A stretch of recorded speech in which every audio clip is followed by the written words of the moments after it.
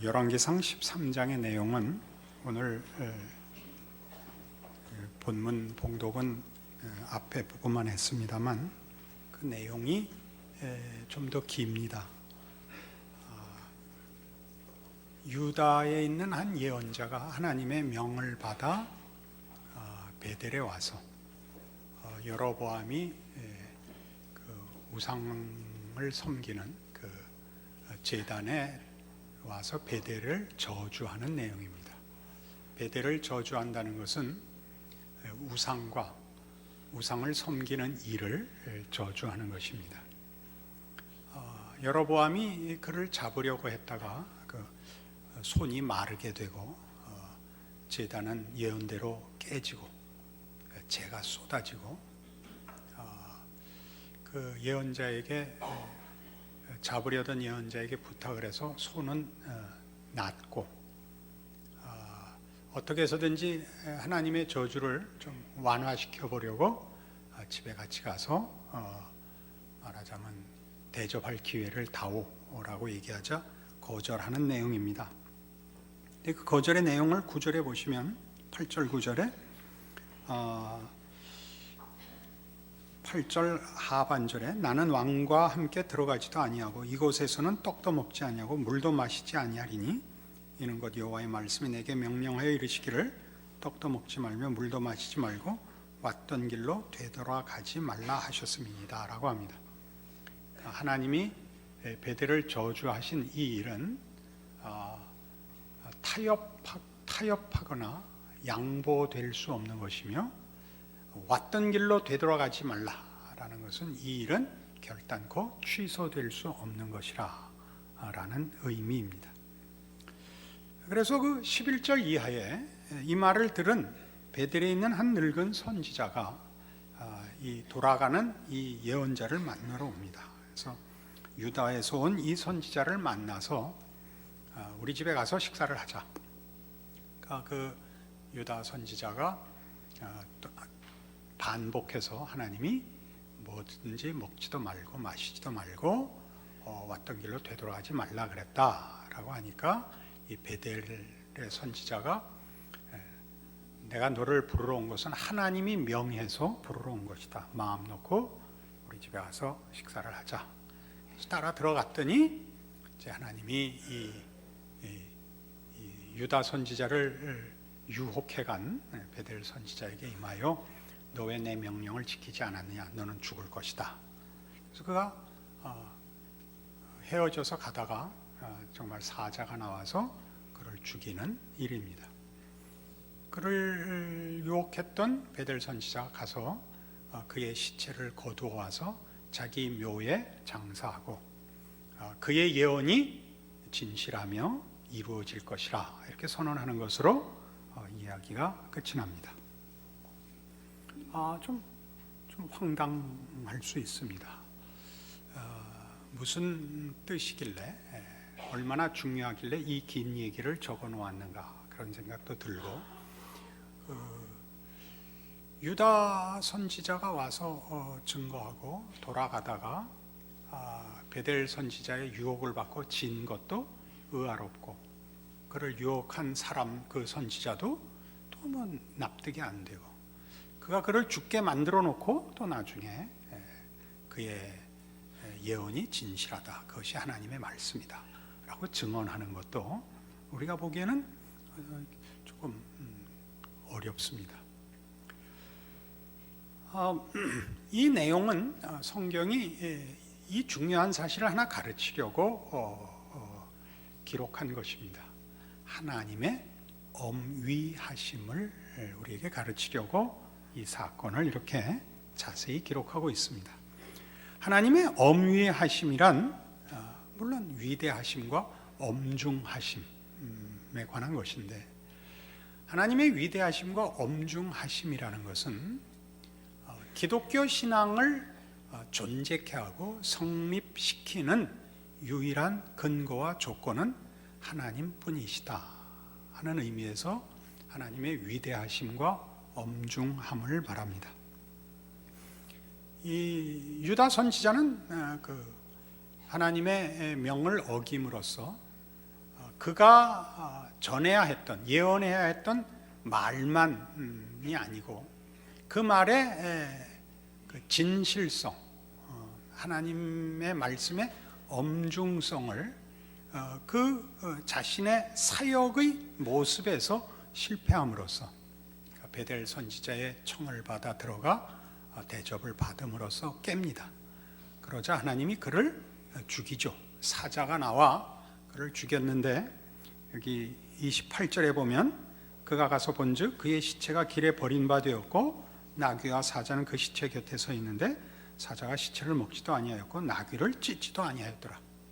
그러니까 사자가 잡아먹으려고 나온 게 아니다 그겁니다. 순전히 이 선지자를 죽이러 나온 것이다 이거죠. 뭘 죽이느냐 하면 하나님이 그러하여금 거기 가서는 무슨 대접이든지 받지 말라, 왔던 길로 돌아가지 말라 하는 그 명령 속의 하나인 대접받는 일을 받음으로써 그가 죽습니다. 그렇게 함으로써 뭐가 증명되냐 하면 이 예언자가 전한 말의 엄중성이 그의 죽음으로 증언됩니다. 그래서 이 선지자의 죽음은 그의 실패에도 불구하고 자신의 사역과 그 사역을 맡은 자로서의 본분을 다 하게 됩니다. 참 신기한 일입니다. 그리고 그를 유혹한 선지자가 그는 진실로 하나님의 사람이었고 그의 예언은 이루어질 것이다 라고 증언함으로써 이 사건의 결론을, 즉 하나님의 예언의 엄중성을 거듭거듭 다지고 있습니다.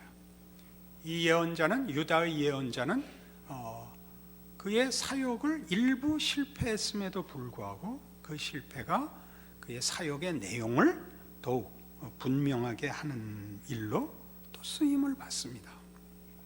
이런 일들은 다 하나님의 위엄에 찬 모습을 증언하는 것입니다. 하나님의 위엄에 찬 모습이라는 것은 서두에도 말씀드린 바와 같이 기독교 신앙이란 하나님의 어떠하심과 하나님의 약속 위에 있다. 그리고 그 약속이 얼마나 엄정한 것인가 하는 것을 우리에게 가르칩니다. 이사야 55장에 가보시죠. 구약성경 1035페이지 이사야 55장 6절입니다. 너희는 여호와를 만날 만한 때에 찾으라. 가까이 계실 때 그를 부르라. 악인은 그의 길을, 불의한 자는 그의 생각을 버리고 여호와께로 돌아오라. 그리하면 그가 긍휼히 여기시리라. 우리 하나님께로 돌아오라. 그가 너그럽게 용서하시리라. 이는 내 생각이 너희의 생각과 다르며 내 길은 너희의 길과 다름이니라. 여호와의 말씀이니라. 이는 하늘이 땅보다 높음 같이 내 길은 너희의 길보다 높으며 내 생각은 너희의 생각보다 높음이니라.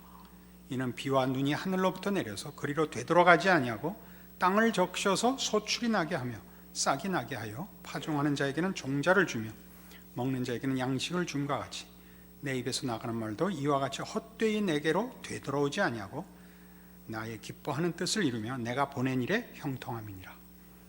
되돌아오지 않는다. 이 표현이 오늘 우리의 본문과 아주 일맥상통하는 것을 보실 겁니다. 여기서 말하는 하나님의 생각은 우리 생각과 다르다. 내 길은 너희 길과 다르다. 하늘이 땅보다 높음 같이 내 길은 너희 길보다 높고 내 생각은 너희의 생각보다 높다. 하나님이 더 지혜로우시다. 얼마든지 그렇게 얘기할 수 있습니다. 하나님의 생각이 더 깊다, 더 복되다. 얼마든지 그렇습니다. 그러나 오늘의 본문과 연결해서는 하나님의 뜻은, 하나님의 의지는 우리의 의지보다 높습니다. 고집이라는 측면에서의 얘기가 아니고 하나님의 신실하심에 관한 것입니다. 하나님의 성실하심과 신실하심은 인간의 변덕, 인간의 연약함과 비교할 수 없다는 얘기입니다. 즉 하나님은 우리에게 하나님 되시는 일을, 또 온 우주 만물과 역사의 주인이 되시는 일을 결단코 양보하시지 않을 겁니다. 타협하시지 않을 것입니다. 그 뜻을 이루시고야 말 것입니다. 여기에 말하자면 하나님의 모든 하나님의 백성을 향한, 이때 하나님의 백성 꼭 특별히 신자들이라는 제한보다 더 넓게 하나님이 창조한 모든 존재들에 대한 하나님의 하나님으로서의 선포가 있는 것입니다. 나는 하나님이다. 내 뜻이 이루어질 것이라. 그 뜻과 그 약속 속에 너희가 서 있고 안겨 있느니라. 나는 하나님 된 것을, 너희의 하나님 된 것을 결단코 타협하지 않으리라. 양보하지 않으리라. 취소하지 않으리라. 이렇게 말씀하는 겁니다. 그래서 여기 나오는 6절과 7절에 있는 너희는 여호와를 만날 만한 때 찾으라, 가까이 계실 때 그를 부르라 라는 것은 선택의 문제보다 더 큰 겁니다. 내가 주인이다. 내 뜻이 이루어질 것이다. 너희는 선택의 여지가 없다. 그런 뜻입니다. 그러니까 기독교 신앙을 성립시키고 기독교 신앙에 힘을 주는 것이 무엇이냐 그러면 이 하나님의 하나님 되심의 항시성이요 영원성입니다. 우리의 창조주시며 우리의 아버지 되시기를 기뻐하시는 하나님의 어떠하심, 그의 권능과 신실하심과 그 엄위하심이 기독교 신앙을 존재케 하는 것입니다. 우리는 이 하나님의 위엄에 찬 모습을, 그 위엄이 가지는 그 지극한 모습을 예수 그리스도의 죽음에서 봅니다. 고린도전서 11장입니다. 신약 성경 고린도전서 11장입니다. 신약 성경 276페이지 고린도전서 11장 23절입니다. 내가 너희에게 전한 것은 주께 받은 것이니 곧 주 예수께서 잡히시던 밤에 떡을 가지사 축사하시고 떼어 이르시되 이것은 너희를 위하는 내 몸이니 이것을 행하여 나를 기념하라 하시고 식후에 또한 그와 같이 잔을 가지시고 이르시되 이 잔은 내 피로 세운 새 언약이니 이것을 행하여 마실 때마다 나를 기념하라 하셨으니 너희가 이 떡을 먹으며 이 잔을 마실 때마다 주의 죽으심을 그가 오실 때까지 전하는 것이니라. 그의 죽으심이 기독교 신앙을 성립시키는 것입니다. 성자 하나님의 죽으심. 우리는 성자 하나님의 죽으심, 예수님의 죽으심에 대하여 여러 가지 말을 할 수 있습니다.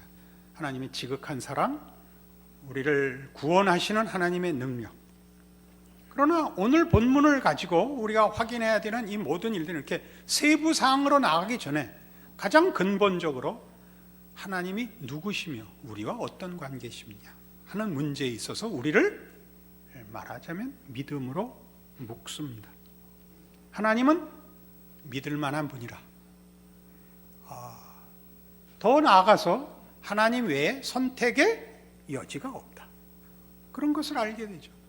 하나님의 하나님 되심이 우리를 하나님의 자녀라는 이름으로 존재케 하며 우리의 운명을 그의 신실하심으로 인도하시고 결과시킬 것이라 하는 사실이 기독교 신앙을, 우리 자신의 신앙 고백을 만들어내는 것입니다. 이 예수 그리스도의 죽으심이라는 것은 우리가 아는 대로 인간이 상상할 수 있고 경험할 수 있고 또 최대한으로 힘을 낼 수 있는 것의 극치입니다. 그죠? 죽음 이상은 없습니다. 죽는다는 것은 그 정성과 내용을 다 하는 것의 극치입니다. 그 이상은 없죠. 그러나 이제 이 예수 그리스도의 죽으심으로 우리에게 하나님이 우리에 관하여 하나님 자신에 관하여 증언하시고 깨우치시는 일들은 그러나 한 걸음 더 나아갑니다. 로마서 5장에 가면 이렇게 하나 더 나가 있습니다. 244페이지 신약 성경입니다. 로마서 5장 8절. 우리가 아직 죄인 되었을 때 그리스도께서 우리를 위하여 죽으심으로 하나님께서 우리에 대한 자기의 사랑을 확증하셨느니라. 그러면 이제 우리가 그의 피로 말미암아 의롭다 하심을 받았으니 더욱 그로 말미암아 진노하심에서 구원을 받을 것이니 곧 우리가 원수 되었을 때 그의 아들의 죽으심으로 말미암아 하나님과 화목하게 되었은즉 화목하게 된 자로서는 더욱 그의 살아나심으로 말미암아 구원을 받을 것이니라. 죽으심으로 말미암는 구원, 살으심으로 말미암는 구원, 이렇게 두 가지 표현을 하고 있습니다. 제랄드 시처라는 미국의 신학자가 있습니다.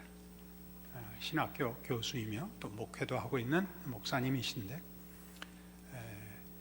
아주 신앙이 좋은 부인을 얻고 그 부인의 그 신앙적인 그 깊이에 그의 인생이 늘 인도되는 그런 부부였는데 결혼 생활 11년 만에 어느 집회에 가족들을 다 태우고 갔다 오다가 만취한 음주 운전자가 중앙선을 넘어 이 사람의 차를 받는 바람에 같이 타고 있던 신앙 좋은 어머니와 아내와 딸아이가 죽습니다. 그리고 남은 세 아이와 이 목사님만 살아남게 됩니다. 그는 거의 2년을 정신을 차리지 못합니다. 왜 이런 일이 일어났을까? 모든 신자들이 생각하는 첫 번째 질문이죠. 내가 뭘 잘못했을까? 이게 맨 처음 떠오르죠. 그 다음에는 이런 생각들이 나죠. 그날 내가 좀 늦게 왔으면 어땠을까? 왜 그 집회를 갔을까? 자고 왔으면 피했을까? 그런 여러 가지 생각을 합니다. 그러나 그 모든 생각의 배후에 이 생각이 있더라 말이죠. 하나님은 왜 이런 일을 저지르셨을까? 이게 그를 괴롭히는 겁니다. 그 음주운전자는 전과자요, 만취하여 제정신 아니게 온 사람이고, 우리는 하나님의 귀한 성도들이고 하나님을 믿고 살고 하나님의 뜻을 전하는 사역자인데 왜 우리에게 비극이 일어나는가? 용서하십시오. 이제 이런 표현이죠. 하나님은 뭐 하고 계시는가? 이렇게 됐습니다. 그 2년을 고통 속에 보내면서 그가 가지는 최고의 유혹은 자살의 충동입니다. 왜냐하면 성실하게 산 것이 보상을 받지 못하는 세계에서 성실하게 살 책임이 뭐가 있냐? 그게 괴롭히죠, 그를. 진실하게 산다는 것이 그렇지 않은 사람에 의해서 파괴될 수 있는 인생이라면 진실하게 살 가치가 있냐? 이것이 그를 괴롭힙니다. 그러나 그는 극복합니다. 신앙으로 극복하지 않습니다. 여기가 중요합니다. 기도하고 마음의 평안을 얻었다는 아닙니다. 그가 극복한 이유는 하나입니다. 선택의 여지가 없었답니다. 어떤 선택의 여지요? 자신의 인생을 망치는 건 괜찮은데 자기가 헤매니까 애들이 망가지더라는 사실입니다. 애들은 보호자가 필요합니다. 자기는 자기의 인생을 포기할 수 있지만 애들 인생은 자기가 포기하면 본인들의 책임이 아닌 부모 때문에, 부모에 의해서 망가진다는 현실 때문에 그는 일어납니다. 이렇게 표현을 했습니다. 나의 선택은 처음부터 분명했다. 무슨 말이냐면 선택의 여지가 없었다는, 그러니까 미국식 표현입니다. 나의 선택은 처음부터 분명했다. 죽을 수 없습니다. 다른 방법이 없고 그는 자식들을 위하여 일어서야 됩니다. 그러나 하나님의 선택은 모호했다. 그 표현 아시겠죠? 하나님은 뭐하고 계시는지 분명치 않았다. 중요한 표현을 했습니다. 그러면서 이제 극복해 들어옵니다. 우리는 뭐 이 사람의 신앙을 지금 뭐 운운하자고 이해를 든 게 아니라 이 사람이 죽음을 생각한 것이 꼭 절망과 자폭이 아닙니다. 진실함과 성실함으로 사는 것이 보상받지 못하는 사회에서 불성실하게 살아야 한다면 나는 그 인생은 살지 않겠다. 이 유혹이 오는 겁니다. 그러나 그가 극복하는 건 자식들을 위해서 극복하는데 뭘 극복하냐 하면 성실하게 산 것이 보상받지 못하는 한이 있어도 나는 아이들을 위하여 살겠다. 이게 극복입니다. 하나님이 우리에게 예수 그리스도를 주셨다는 건 무슨 의미냐 하면 내 아들을 잡아서라도 나는 너희 편을 들겠다입니다. 그러나 예수님은 우리를 위하여 죽으실 뿐만 아니라 부활하셔서 하늘 보좌 우편에 앉으사 살아서 매 순간 죽으시는 그 정성보다 큰, 아까 예를 든 사람 같이 우리가 말을 듣지 않고 가치가 없을지라도 나는 내가 살아있는 한 너희 편을 들겠다, 너희를 편들기 위하여 영원히 살겠다라고 부활하셨다, 이런 말입니다. 여기에 말하자면 하나님이 누구신가에 대한 가장 놀라운 내용이 내포되어 있는 거죠. 예수를 주셨다는 게 무슨 의미인지, 그가 부활하셨다는 게 무슨 의미인지, 그를 보내신 하나님이 누구신지가 가장 놀랍게 증언되고 있는 것입니다. 그러니까 우리는 하나님의 놀라우심, 그 경이로움, 위엄에 찬 하나님이라는 말을 다만 능력에서 높다거나 의지에서 변함이 없으시다든가 그 정성이 지극하다든가 라는 것보다 더 깊은, 하나님은 과연 하나님이시다, 하나님 되심을 중단하시거나 타협하시지 않는 분이다, 우리에게 아버지가 되기로 작정하신 것을 포기하거나 조금도 게을리하시지 않는다라는 성경의 선언과 마주서게 되는 것입니다. 그래서 성경은 신앙적인 요구들을 이 근거하에서 합니다. 히브리서 12장입니다. 신약성경 366페이지 히브리서 12장 1절부터 봅니다.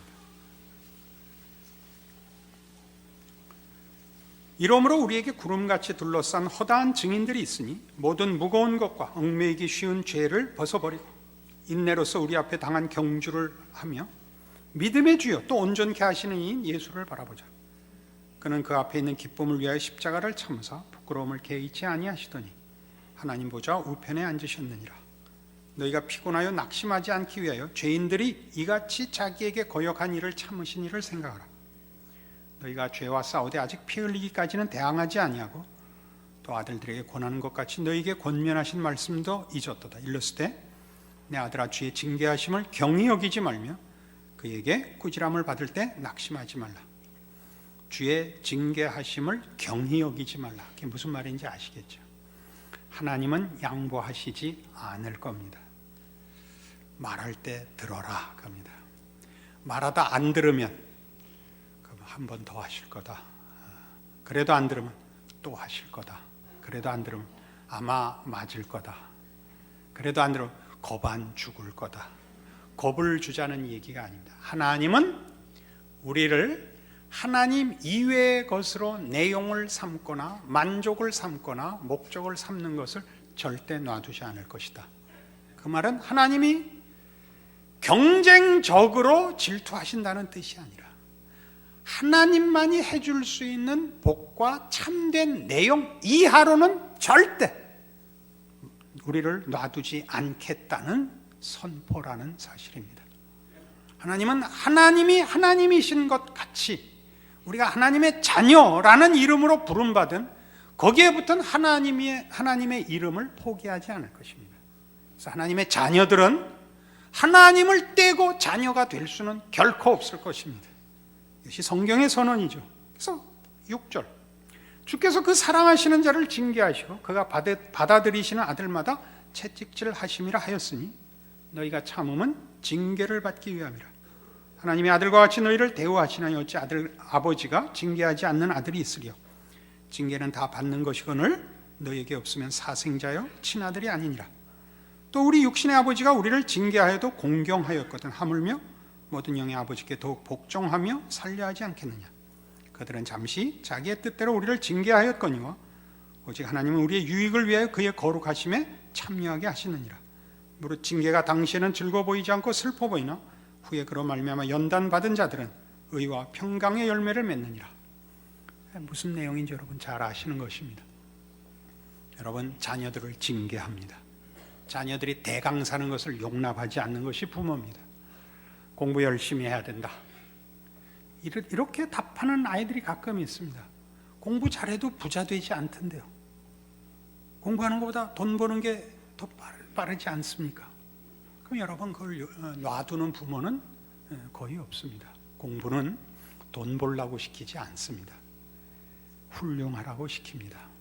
요새는 뭐 공부를 해도 훌륭해지지 않는 일이 너무 많으니까 좀 잊기 쉬운데 공부는 보다 깊은 것입니다. 그것은 다만 기능적인 것이 아니지 않습니까? 훨씬 인격적인 것입니다. 지금 그 얘기를 하는 중입니다. 우리는 자녀들이 돈 벌어오면 되잖아 라는 말을 할 때 놔두지 않습니다. 문 닫아 걸고 죽여버립니다. 훌륭해지라고 부모가 폭력을 쓰고 자녀들에게 원한을 삽니다. 기꺼이 삽니다. 그거 안 하는 사람은 부모가 아닙니다. 이런 말을 하는 사람도 가끔 봅니다. 지 인생인데 지가 알아서 하겠죠. 그건 안 됩니다. 죽이십시오. 저희도 6 낳다가 4 죽이고 2 남았습니다. 그건 부모 노릇 안 하는 겁니다. 지금 하나님은 그 얘기를 하는 겁니다. 나는 포기하지 않는다. 나는 하나님 노릇을 양보하지 않는다. 너 알아서 해라. 그래서 이게 나오는 겁니다. 12절. 그러므로 피곤한 손과 연약한 무릎을 일으켜 세우고 너희 발을 위하여 곧은 길을 만들어 저는 다리로 하여금 어그러지지 않고 고침을 받게 하라. 제가 현대어로 바꿀까요? 너 죽었다고 복창해라. 똑바로 서, 눈 떠, 울지 마. 입 다물어. 공부해. 이렇게 얘기하는 겁니다. 무슨 말인지 아시겠죠? 겁주는 거 아닙니다. 공갈이 아닙니다. 가혹한 것 아닙니다. 하나님은 하나님의 시기를 중단하시지 않겠다고 선언하시고 우리를 자신의 이름으로 불리워지는 자녀된 것을 포기하지 않겠다고 말씀하시는 것입니다.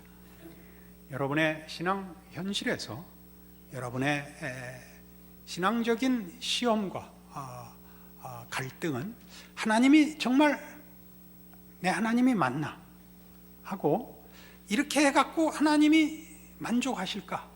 라는 결국 2가지 문제로 집약될 것입니다. 둘 다 걱정하지 마십시오. 하나님은 하나님이신 것을 잠시도 중단하시지 않을 것이며 우리 자신의 실력만큼 우리가 심은 것만큼만 거두는 것이 아니라 하나님의 하나님 되심이 우리를 그 이름을 허락한 자녀로서 승리케 하실 것입니다. 기도하십시다. 하나님 아버지 은혜를 감사합니다. 하나님을 아버지라 부르는 것이 어떤 내용인지 얼마나 놀라운 것인지 함께 은혜를 나눴습니다. 우리 신앙 현실 속에서 실천에서 이 하나님의 자녀라는 이름으로 불리워지고 인도함을 받고 있다는 것 기억하게 하사 순종하게 하옵소서, 충성하게 하옵소서, 전심을 바치게 하옵소서, 세상과 우리의 연약함을 이기는 하나님의 은혜와 능력을 믿게 하옵소서. 예수님 이름으로 기도합니다.